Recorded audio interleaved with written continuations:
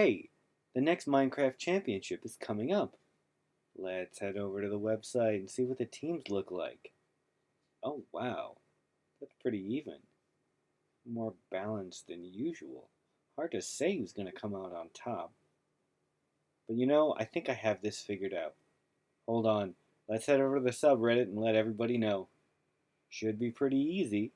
Just pick your favorite player, obviously. Their team's going to win.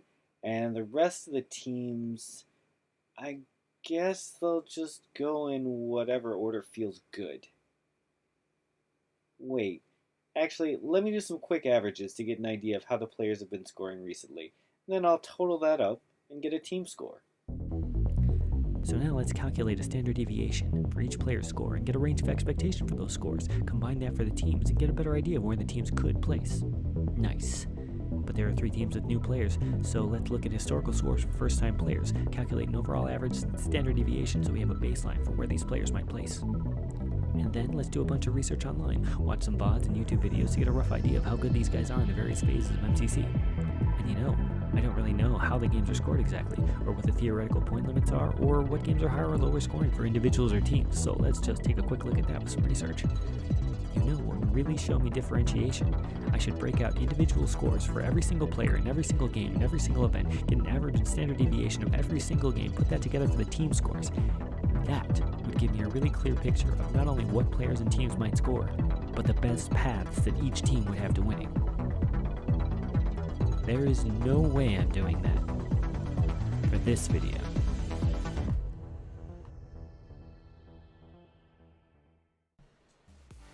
Pink Parrots.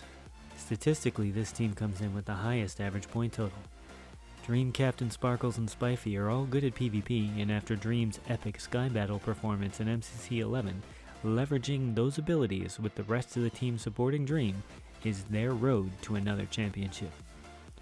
This team does not particularly stand out in the movement games except for Ace Race and Parkour Warrior, and Dream's teams have been historically unpredictable in some of the other games. So leveraging Dream's insane PvP ability is this team's likeliest road to success. Purple Pandas. This team is the most balanced of the top tier teams, with Sapnap being the statistical strength of this team, and Scott Major a close second. Now while Sapnap can anchor the team on PvP, this group isn't likely to go ham in PvP games, so their best chance will be to stick with their excellent base and movement and their ability to score highly in the team games. This will maximize their chances, but this team also has a unique advantage.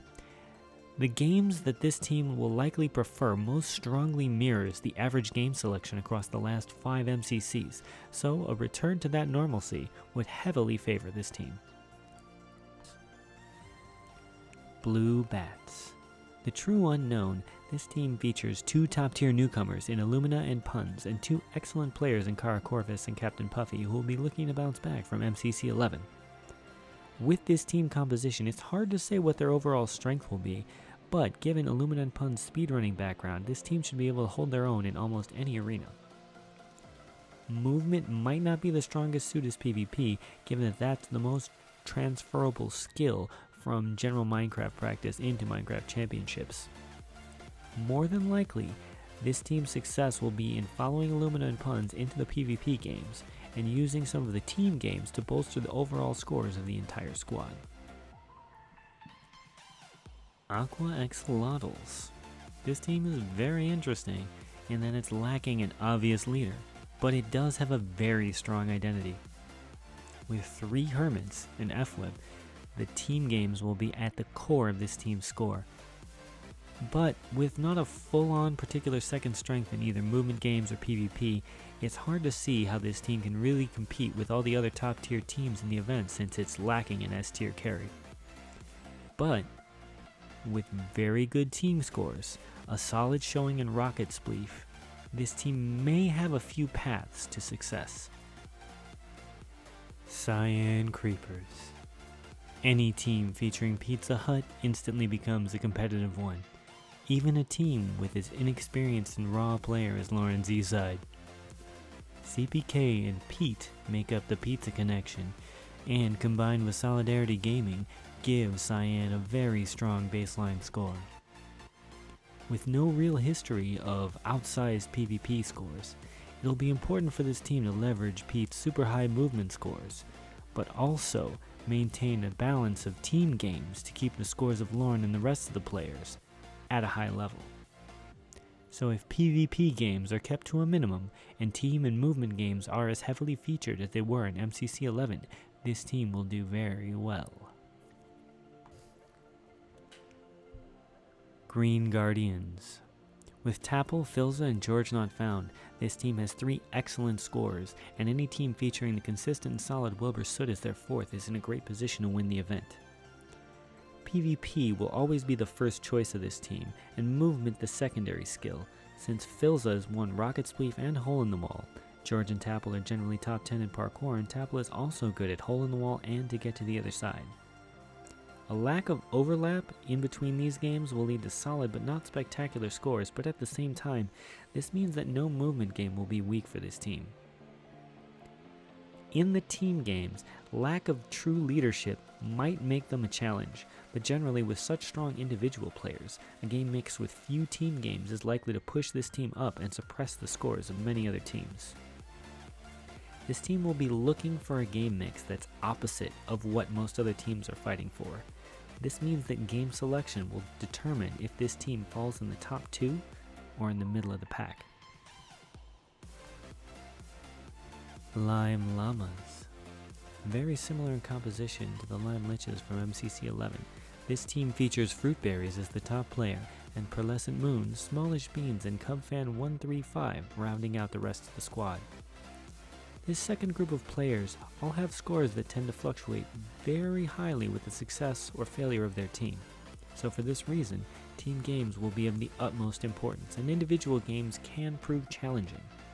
However, with judicious game selection and by leveraging Fruitberry's ability in survival games, this team could find itself in the top 2. Cubfan may prove more capable as a number 2 in PvP than he's been able to show in his MCC experience thus far, and Joel and Pearl are great support players, making BattleBox somewhat viable as well. Because of this team's path through the event is fairly unique, meaning that if they get the games that are perfect for them, they'll have a great chance to be in Dodgebolt. Yellow Yaks. This team is led by one of the event's strongest players, Quig.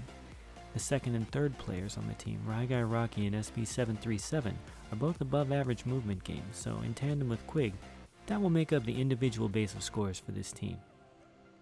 The fourth player, Gizzy Gaza, is one of the less standout performers of the event, so some team games will be necessary to maintain the overall team score. One advantage this team has is Quig's unrivaled ability to freelance in different PvP games, and this means that this team should probably leverage that ability in Sky Battle and survival games.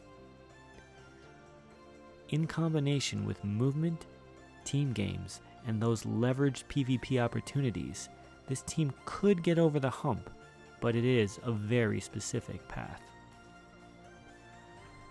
Orange Ocelots. HBomb 94's ability to communicate and plan means that team games are the first choice for this group. Fundy adds another very good movement player to HBomb's already strong scores, and the lack of a true PvP anchor means that movement games will be the second choice for this team, despite it not being a particular specialty of Nikki or Eric. Much like with Pete, a team with HBomb is always going to be a competitive threat, and Nikki's relative inexperience means that team games will be a necessity if this group is going to be successful. HBomb's strategy, combined with a strong second scorer like Fundy, could lead this team to number 1 in points, but an abundance of PvP games would definitely lead to the downfall of this team. Red Rabbits.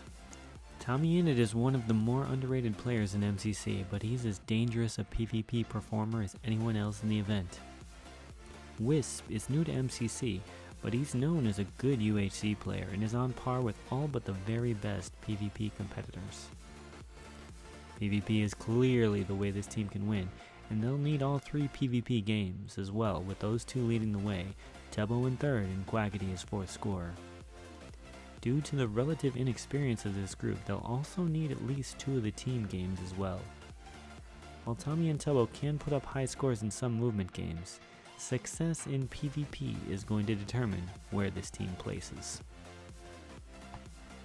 Before I made my final rankings, I looked at the composition of the teams and tried to figure out what games they'd be strongest at and therefore try to choose. Given what I saw, I feel as though at least 7 teams will be opting for team games, 6 for movement games, and 5 for PvP games. This will skew the event towards a team movement and game selection environment, which will inform my rankings. Which are Orange in first, Cyan in second, Purple in third, Pink in fourth, Green in fifth, Yellow in sixth, Lime in seventh, Blue in eighth, Aqua in ninth, and Red in 10th. Now before you start roasting me in the comments, here's a quick note about those ranks. The top 5 teams are incredibly close in score. It's possible for teams from 3rd to 5th to make their way all the way up to 1st. 6th and 7th could easily crack the top 3. 8th could make its way all the way up to 6th, and 9th and 10th, they could make their way up to 8th. Here's one more consideration if you're not happy with where your team is placed.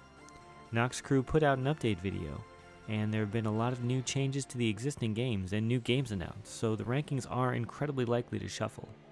Also, while I do think that team games and movement games are going to be the first priority chosen in the event, it's possible that I could be wrong about the games selected, so I'm offering a placement range that covers where teams might score in different game environments.